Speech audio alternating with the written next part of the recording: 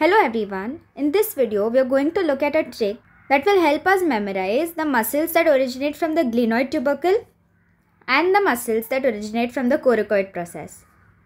For which you have to remember a phrase: the glenoid tubercle is long while the coracoid process is short.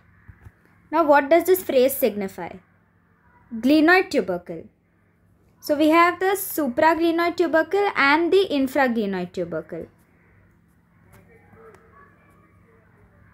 The supraglenoid tubercle, which is at the top of the glenoid fossa, will give rise to long head of biceps brachii.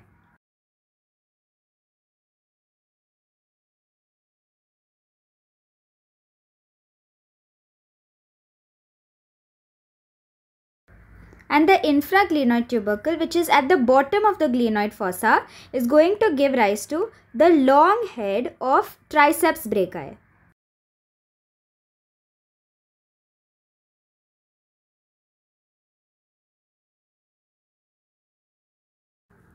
Hence, the glenoid tubercle is long, giving rise to long head of biceps brachii and long head of triceps brachii, whereas the coracoid process is short. Therefore, the coracoid process will give rise to short head of biceps brachii,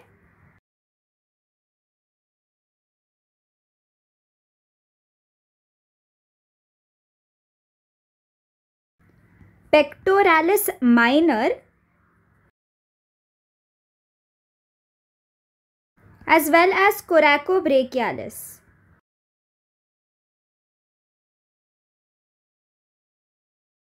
Coracoid process is short, so it gives rise to short head of biceps brachii, pectoralis minor, and coracobrachialis is anyways easy to understand because it has the prefix coraco in it, which indicates the coracoid process.